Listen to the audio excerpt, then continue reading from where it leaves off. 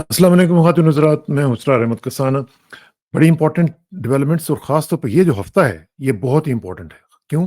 उसकी वजह ये है कि इसी में डिसाइड होना है कि इलेक्शंस होंगे या नहीं होंगे, लेवल प्लेइंग फ़ील्ड मिलेगा कि नहीं मिलेगा, और इसमें इलेक्शन कमीशन ने भी अपना एक रोल प्ले करना है। तो ये एक ही हफ़्ता है जिसमें आपको पता है कि इलेक्शन कमीशन का एक जो बहुत बड़ा इस्तीफ़ा है, वो भी आ चुका हुआ है।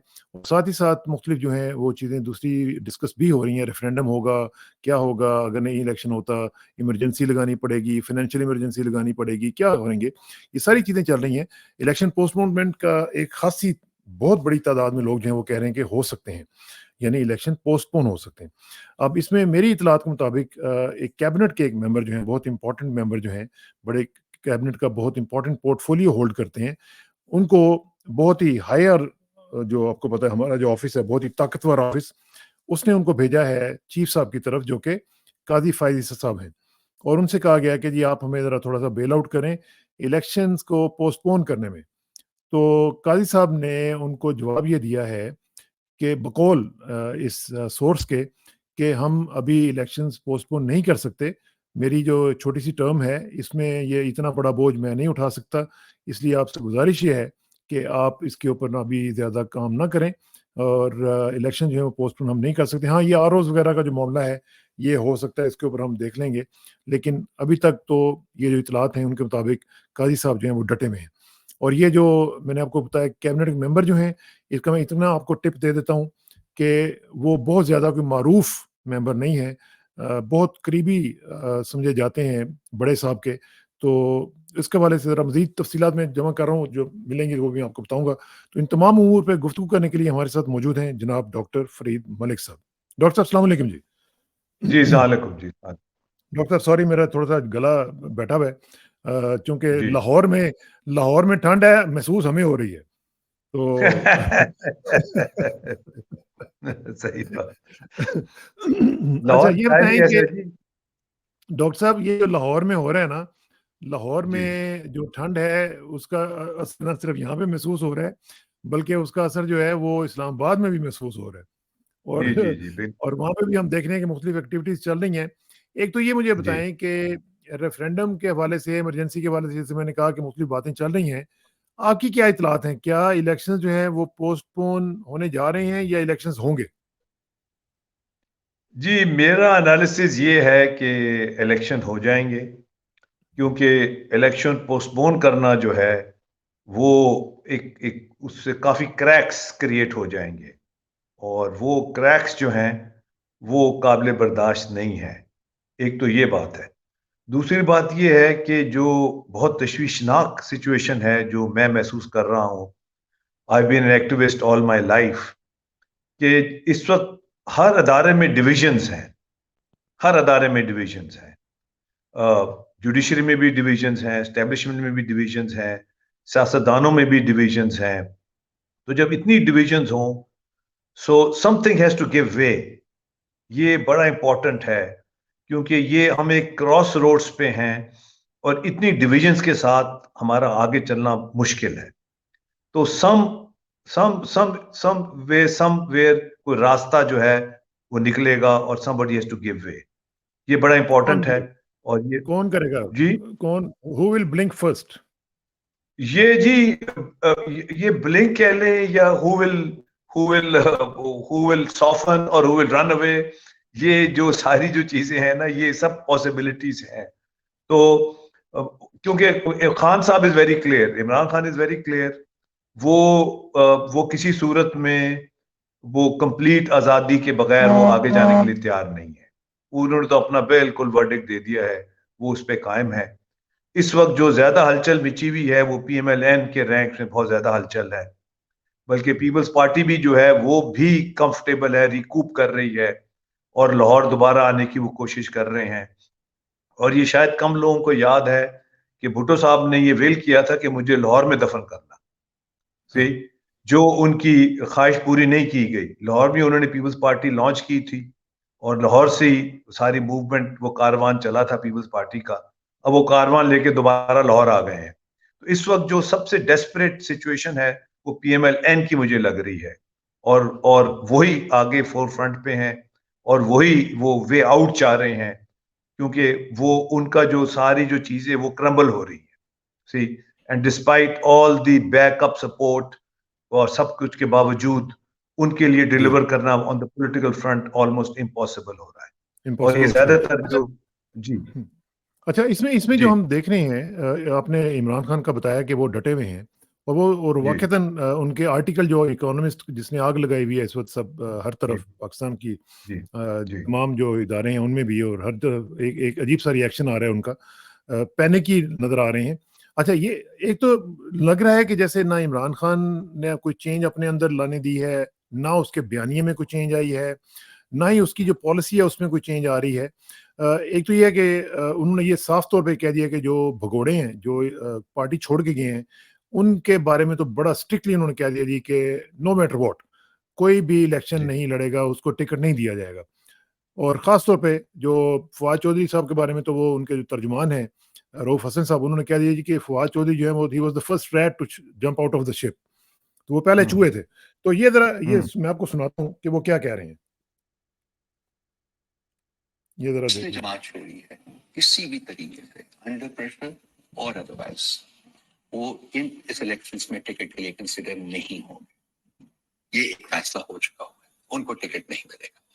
एक दो लोग साइड करते हैं उस्मान डार की, जी वालदा की, उस्मान डार की वालदा को टिकट मिलेगा इसलिए कि उस्मान डार वो सारा कुछ बर्दाश्त करने के बाद वापस पार्टी में आ गया। उसने पार्टी को परमानेंटली नहीं छोड़ा किसी वक्त भी। उमर डार उसका भाई भी है, वो भी खड़ा है। उसकी वालदा ने जो रोल प्ले किया वो भी सबके सामने है। एक फवाद चौधरी साहब भी जेल में। फवाद चौधरी साहब was one of the first rats to jump the ship. वो तो खड़े नहीं हुए। सॉरी, मैं लोगों के बारे में ऐसे बात नहीं करना चाहूंगा। It looks he's not here, so looks. So वो टिकट की पॉसिबिलिटी नहीं है। सिंपल सवाल। Nobody will be considered for this elections. उसके बाद इलेक्शंस के बाद देखा जाएगा कि किस तरीके से कैटेगराइज करना है कि नहीं करना, और अगर करना तो किस तरीके से कैटेगराइज करना है। कुछ केसेस ऐसे हैं जो कि मतलब उनके ऊपर जो हुआ है वो हमें पता है, सारा कुछ पता है, जिसके बेसिस के ऊपर वो छोड़ गए हैं। अभी अमजद नियाज़ी साहब हैं हमारे थे, वो उन्होंने सरेंडर किया था कोर्ट के सामने, और उसके बाद उनको किडनैप किया गया और उनकी हालत देखिए आज क्या पड़ा, वो हॉस्पिटल में पड़ा। ये इंसान है ना, at the end of the day बर्दाश्त भी तो होती है। अच्छा जी ये क्लैरिटी के साथ सामने आ गई है बात कि इलेक्शंस में जिन लोगों ने जंप किया शिप उनको तो मिलने वाला नहीं है टिकट। तो इसका मतलब है कि इमरान खान की जो पॉलिसी, उनका बयानिया, उनका हर चीज़ जो है वो अपनी जगह पे खड़ा हुआ है डिस्पाइट ऑल द प्रेशर्स।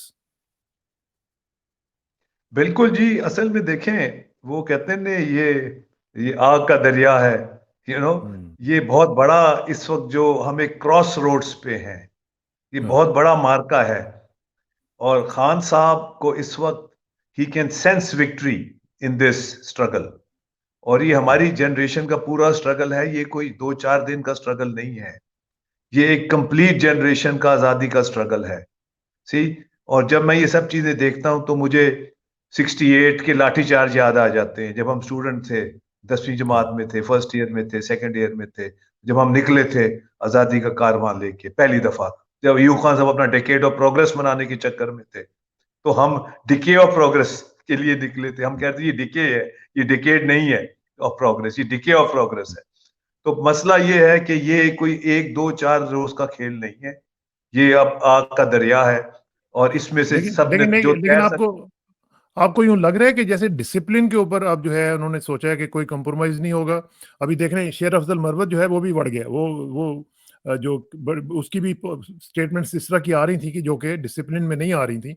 तो वो भी रऊफ हसन साहब ने कह दीजिए कि उनको भी जो सीनियर वाइस प्रेसिडेंट का ओहदा था उधर से उनसे ले लिया गया है और अब वो सिर्फ पार्टी में रहेंगे लेकिन उनकी पॉलिसी स्टेटमेंट्स वगैरह नहीं होगी।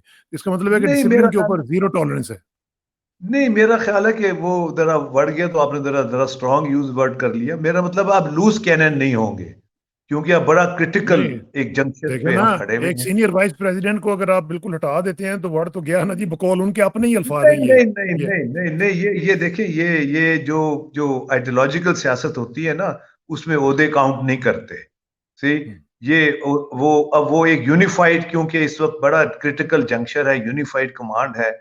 और इस वक्त एक्स चेयरमैन और करंट चेयरमैन जो हैं और रऊफ साहब, ये तीनों एक किस्म का एक हरावल दस्ता है जो ये इस चीज को लेके आगे चल रहा है। तो they don't want to create confusion. असल चीज ये है, इसमें कोई वर्ड वोड नहीं गया, वो बड़े इंपॉर्टेंट प्लेयर हैं और वो बिल्कुल रहेंगे, कोई ऐसी चीज नहीं है, और वो कोई भगौड़े नहीं है, और वो मर्द मैदान है, और वो बिल्कुल रहेंगे। मर्द मैदान हमें चाहिए इनकलाब लाने के लिए, चेंज लाने के लिए। लेकिन मर्द बगैर मैदान मर्द, को डिसिप्लिन में भी रहना चाहिए ना। हाँ हाँ, मर्द बस वो मैदान होता है सिर्फ जी जरा जो हाँ जो उधर उधर उधर लूज कैनन होते हैं, जो मर्द मैदान होते हैं, वो कई दफा जरा जरा आगे निकल जाते हैं, तो उनको जरा कंट्रोल में रखना जरा बाज़ दफा मुश्किल होता है, मगर ये होता है, मुश्किल कोई हो बात नहीं, जाती। सियासत में चले ये होता है। आपने हाँ, कन्फ्यूजन की बात की है, तो कन्फ्यूजन हमें जरा थोड़ा सा इलेक्शन कमीशन की तरफ भी नजर आ रहा है, हमें सुप्रीम जी कोर्ट में भी नजर आ रहा है। एक तो ये है जी कि जो secretary election commission Umar Hamid साहब, जी उन्होंने बकौल मीडिया के इस्तीफा दे दिया है। हालांकि हमारी इतलात ये कह रही है कि उनसे इस्तीफा लिया गया है। और जी ये जो सूरत हाल है, इसको आप किस तरह बढ़ता हुआ देख रहे हैं? क्योंकि अब इलेक्शन कमीशन ने ये बाकायदा, या तो ये जो सेनेट की करारदाद आई थी उसके ऊपर अपना वर्जन देना है और उसके ऊपर रिएक्शन देना है, और फिर वो कैसे देंगे? क्या वो सुप्रीम कोर्ट में जाएंगे जी कि अभी हम तैयार नहीं है, और ये देखें ये वहाँ पे लॉ एंड ऑर्डर की सिचुएशन जो हुई है, हमारे पास लॉजिस्टिक्स नहीं है, लोग जो है वो तैयार नहीं है, टीचर्स अवेलेबल नहीं है, हम्म, मौसम की खैर हम्म, इस तरह की सब चीजें चल रही हैं। हम्म। तो व्हाट डू यू सी? देखिए जी, पहले तो जो लंदन प्लान के मुताबिक पीटीआई और इमरान खान वगैरह पूरी जो लीडरशिप है, इनको आउस्ट करने के, यानी बिल्कुल फारिग करने का वो था प्लान। वो जब नहीं हुआ, तो अब कोशिश ये है कि इनको मेजॉरिटी डिनाई की जाए।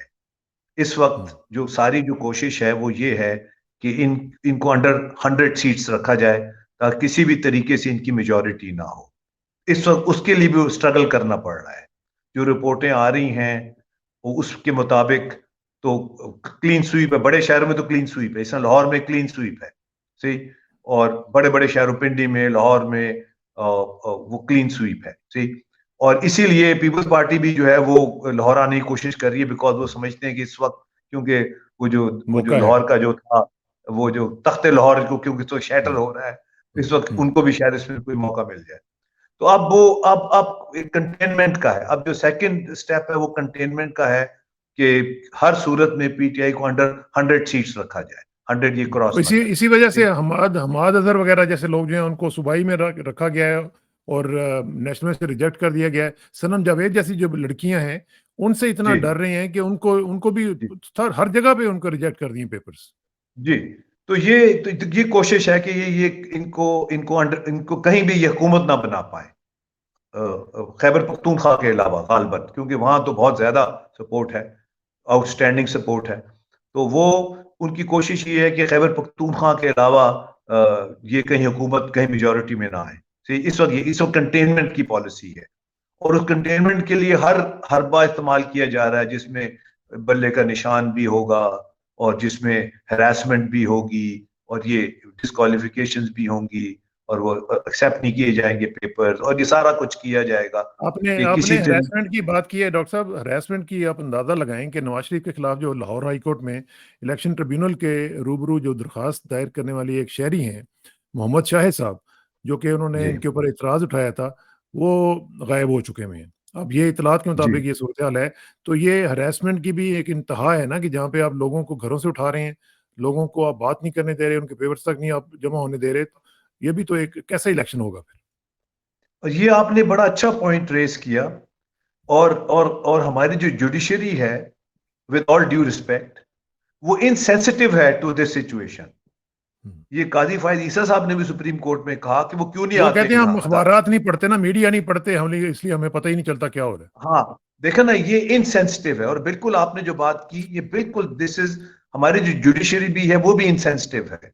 और उन्होंने जब परवेज इलाही साहब को घर नहीं पहुंचा पाए थे, डीआईजी साहब, तो उन्होंने उनको माफ कर दिया था अदालत ने। उनको माफ नहीं करना चाहिए था। सी, एक डीआईजी है, वो कोर्ट के अदारे एक रिहा किया उन्होंने परवेज इलाही साहब को, उनके घर नहीं पहुंचा पाए।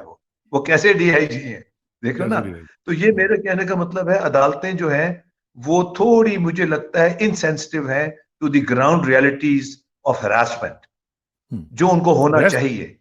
हाँ। सी, अच्छा, ये तो इमरान वो खान के बारे में एक तो जनरल हम देख रहे हैं कि जो एक एटमॉस्फेयर है, दूसरा ये जो हमारे मजहबी रहनुमा हैं फजलुर रहमान साहब, वो भी एक हथौड़ा लेके पीछे पड़े हुए हैं और वो कह रहे हैं जी कि इमरान खान को तो पॉलिटिक्स में आने देना ही नहीं चाहिए था।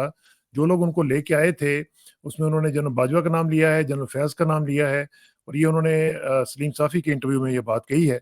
उन्होंने कहा कि ये यहूदी एजेंट थे और ये पाकिस्तान के खिलाफ साजिश करके आए थे, तो इनको आने देना ही नहीं चाहिए था। ये इनकी सबसे बड़ी गलती थी कि इनको आने दिया गया। देखिए जी, मैं ये भी क्लेरिफाई कर दूं, आपने अच्छा किया ये पॉइंट उठा लिया।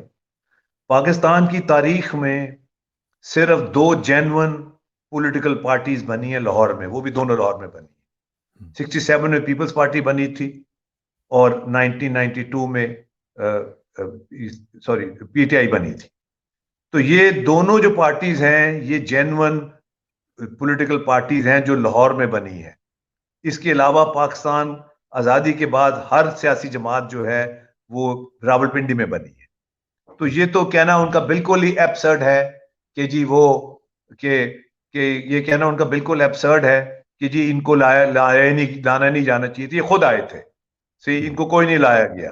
सी वो ये बात जरूर है कि पावर लेने के लिए आपको निगोशिएट करना पड़ता है एस्टेब्लिशमेंट से।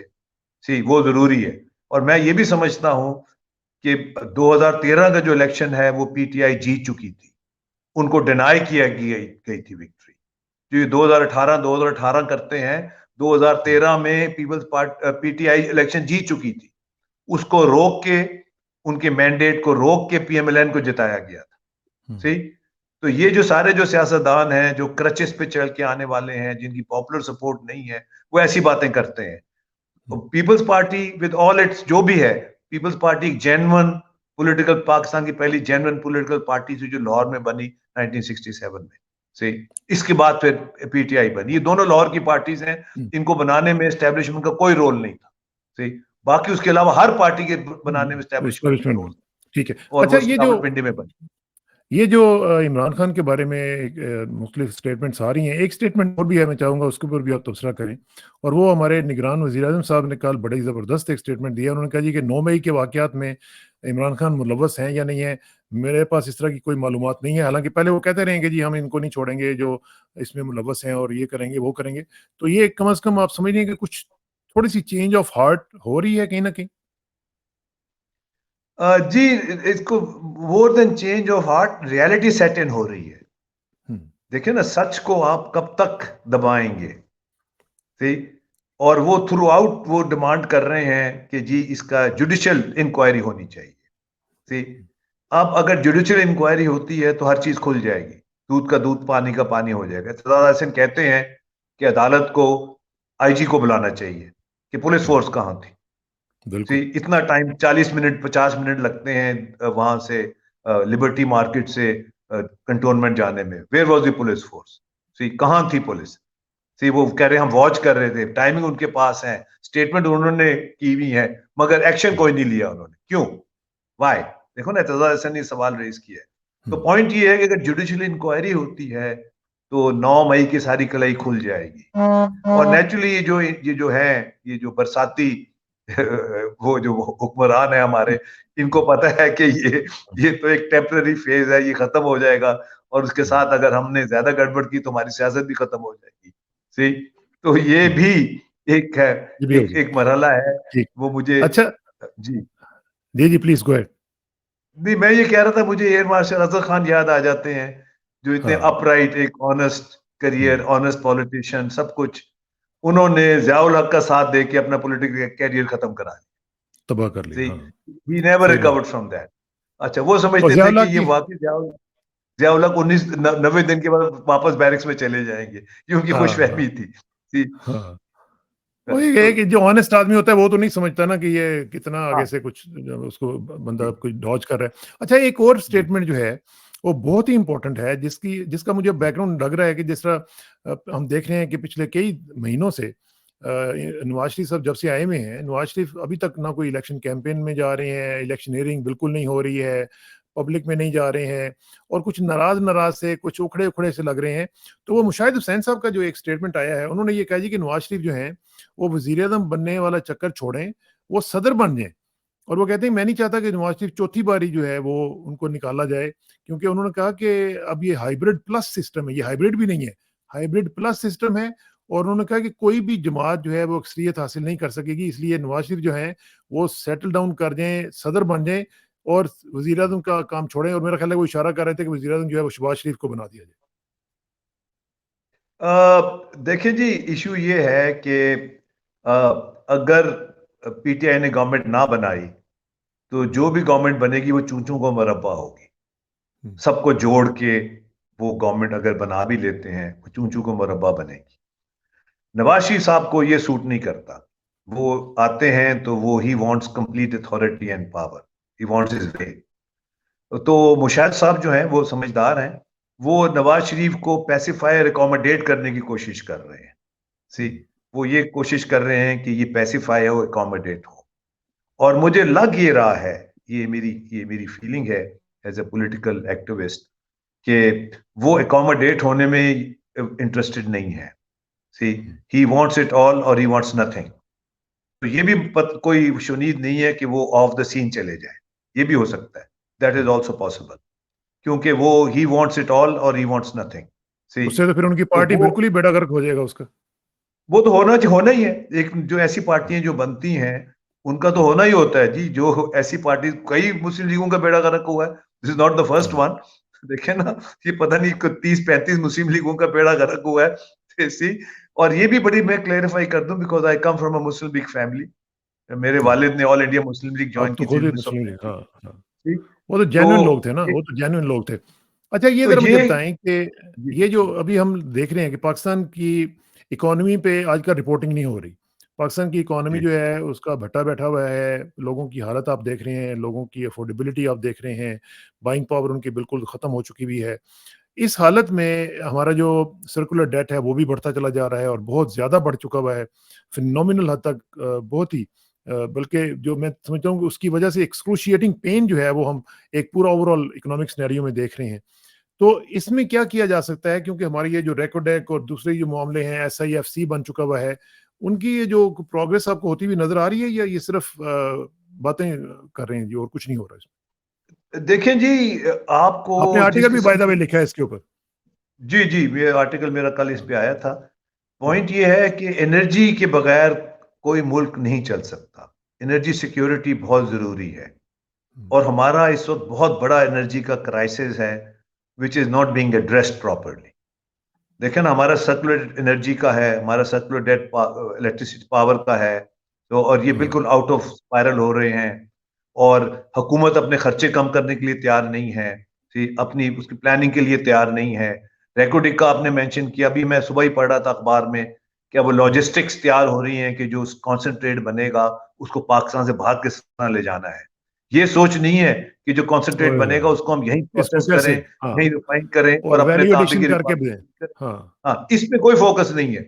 लॉजिस्टिक्स पे फोकस है कि जी ट्रेन की लाइन, पटरी किस तरह बनेगी, सड़क किस तरह बनेगी, सी, इस उसमें पे से कुछ ना फोकस कुछ है। खाना होगा ना, उसमें से कुछ खाना ऑफ होगा। कोर्स, बिल्कुल हाँ, बिल्कुल, किक बैक्स और खाना और ये सारा। तो पॉइंट इज कि वो जिस तरह आपने मेंशन किया कि यहाँ यहाँ जो लोगों की जो प्रॉब्लम्स हैं उनको एक्सप्लॉइट किया जाता है टू टेक एडवांटेज। उनको रिजॉल्व नहीं किया जाता, उनको हेल्प नहीं किया जाता, उनको असिस्ट नहीं किया जाता। सी, ये जब तक फोकस हमारा नहीं होगा, आम आदमी की क्राइसिस क्या है, उसका चूल्हा ठंडा है, गैस नहीं आ रही, लोड शेडिंग हो रही है, ये सारी जो चीजें हैं ये हो रही हैं। और इस वक्त कोई फोकस नहीं है इसके ऊपर कि हमने इन क्राइसिस को किस तरह रिजॉल्व क्या कर, करना है। तो जो बड़े बड़े हाँ, फैसले कहने के लिए तो SIFC बन गई है, अच्छी बात है, हाँ, मगर को बड़े बड़े फैसले करने चाहिए, उनको उनको इकोनॉमी को ट्रैक पे लाने की कोशिश करनी चाहिए। अभी तक मुझे वो ट्रैक पे आता हुआ सिलसिला नजर नहीं आ रहा। और खर्चे गवर्नमेंट के सबसे जो हाँ, इजी चीज है वो तो एक्सपेंडिचर्स हैं। जो इनकी ट्रांसपोर्ट की फ्लीट है, बड़ी बड़ी गाड़ियां हैं, इनको पार्क करें, बंद कर दें। सी, फ्यूल बिल अपना कट करें, एनर्जी बिल कट करें। देखे ना, वो हमें हुकूमत की तरफ से कोई। आप खर्चों की बात कर रहे हैं। आपके पीपल्स पार्टी जो माशाल्लाह बड़ी अच्छी जमात है, लेकिन जो उसके चेयरमैन साहब हैं उनके लिए देखें गलियों में कारपेट तो बिछाए जा रहे हैं और अब खर्चे कितने कम करें। नहीं जी, जो चेयरमैन पीपल्स पार्टी वाले कर रहे हैं वो तो अपने अपने पार्टी फंड से कर रहे हैं ना। मैं तो हुकूमत के नहीं, वो फंड तो की मोहसिन बात मोहसिन नकवी साहब ने करवाया है जी ये। हाँ, ये तो वो आपको केयर याद टेकर होगा, थे। वो वो कब्रिस्तान भी आपने गए थे तो उधर भी उन्होंने कारपेट बिछवाया था अपना। हाँ, सही बात है। ये जो हमारे केयर टेकर्स हैं, ये भी हिस्ट्री की यूनिक केयर टेकर्स हैं, और मैं उम्मीद करता हूँ कि ये आखिरी केयर टेकर्स होंगे। इसके बाद ये केयर टेकर के जो सिस्टम है, ये भी रैप अप ये कर बंद दिया होना जाए। चाहिए। अच्छा, आखिर में ये बिल्कुल सिर्फ मुझे एक चीज़ बताएँ डॉक्टर साहब, आपका बड़ा तजुर्बा इस हवाले से, लिखने-लिखाने का आपका काम है। ये एक आर्टिकल लिखा गया इकोनॉमिस्ट में, आपने भी देखा होगा। उसकी जो रिएक्शन में हमने देखा है कि जिस तरह पैनिक हुई है हमारी गवर्नमेंट, और जिस तरीके से उन्होंने बयानात दिए और उन्होंने टेक ऑन करने की कोशिश की इकोनॉमिस्ट को, और फिर इकोनॉमिस्ट ने उनकी तबाही फेरी इस तरह कि उनको बार-बार उन्होंने उसको रीट्वीट किया, मुख्तलिफ उसके स्निपेट्स निकाल के फिर उसको ट्वीट किया, और वो 1 करोड़ से उसके व्यूज़ जो हैं वो ज़्यादा बढ़ चुके हुए हैं, जो कि 2007 से अभी तक की सबसे बड़ी स्टोरी बन गई है इकोनॉमिस्ट की। तो क्या इस तरह रिएक्ट करना चाहिए था इस हुकूमत को जी? देखिए जी, अब तो लेटेस्ट तो वो ये प्रूव करने की कोशिश कर रहे हैं कि इमरान खान ने ये आर्टिकल लिखा ही नहीं है। दिस इज द आप यही लेटेस्ट। कह रहे हैं। हाँ। वो ये कहने की वो कह रहे हैं जी, और उन्होंने बकायदा बयान दिया है सुपरिटेंडेंट जेल ने कि जी कोई कागज अंदर नहीं जाता, कोई कागज बाहर नहीं आता, और ये तो कोई तहरीर बाहर नहीं जाती, कैमरे लगे हुए हैं, ये सारी जो चीजें हैं। मुझे बड़ी हैरानी होती है ये चीजें तो कि वो कोई सोच को भी कैद कर सकता है, सी, हाँ। कोई लब को भी कैद कर सकता है, सी। तो ये बड़े अजीबो गरीब ये प्रूव करने की कोशिश की जा रही है। और खान साहब जो है वो ही is a master strategist, see. वो बहुत, और जो उनकी जो कामयाबी फील्ड में भी क्रिकेट में इसीलिए थी कि वो उनकी स्ट्रेटेजी बड़ी कामयाब रहती है। ही इज अ मास्टर स्ट्रेटेजिस्ट, और वो आखिरी बॉल तक अपनी स्ट्रेटेजी के मुताबिक चलते हैं। तो ये मैंने देखा, और वो हमेशा उनके ये, तो वो उन्होंने बिल्कुल सही वक्त पे ये सही चीज लिखी, और वो जो एक उन्होंने हाईलाइट कर दिया जो होने वाला है। तो बेसिकली आप ये तो कह रहे उन्होंने हैं कि ये उसको उनका जो हाईलाइट कर आर्टिकल दिया था, जो होने वाला है। उनका जो आर्टिकल था वो मास्टर स्ट्रोक था। तो उन्होंने उसको हाईलाइट कर दिया जो होने वाला है, जो ऑब्वियस था उसको उन्होंने हाईलाइट किया है, सी। और उससे वाकई एकदम एक्सपोज हो गए सारे, ऑल प्लेयर्स आर एक्सपोज। तो ये बड़ी मास्टर स्ट्रोक है स्ट्रेटेजी का। अब ये कहना जी उन्होंने लिखा ही नहीं, ये वो ना कोई कागज अंदर जाता है, ना कल को पेंसिल ये अंदर ना कह दें कि उनको लिखना ही नहीं आता। हाँ, लिखना ही नहीं आता। और अदालतें अंदर जाती हैं, अदालतें लगी नहीं है जेल में, वो ये नहीं, इट इज अ जोक। ये नहीं, अदालतें जेलों में लगी हुई है, और वो कह रहे जी कागज अंदर नहीं जाता, कागज बाहर नहीं आता। तो ये दिस इज ये सारा जो एक जो फार्स है ना, जो एक फॉल्सहुड है, जिसमें हमने 75 साल गुजारे इस मुल्क में, I think it is coming to an end. और खान साहब ने इसको बहुत खूबसूरती से इस सारी सिचुएशन को वो एक्सपोज करते जा रहे हैं, और चीजें वाजे होती जा रही हैं। जो हम जैसे लोग, जो एक्टिविस्ट थे, जो 50 सालों से कह रहे थे, अब वो चीजें वाजे होती जा रही हैं। लोगों को पता चलता जा रहा है कि इसमें खौफ इतना ज्यादा है, ड्रामा क्या खेलते रहे हैं। खौफ इतना ज्यादा है कि आज आपने देखा होगा कि सोशल मीडिया सारा बंद कर दिया गया था, सिर्फ एक टेलीथॉन की वजह से, जो कि पीटीआई की एक टेलीथॉन थी, जो कि फंड रेजिंग करनी थी हॉस्पिटल्स वगैरह के लिए। तो उससे इतना खौफ है कि सारे के सारे जो सोशल मीडिया प्लेटफॉर्म्स हैं उनको बंद कर दिया, और वो पूरी दुनिया में एक मजाक बन गया आज फिर।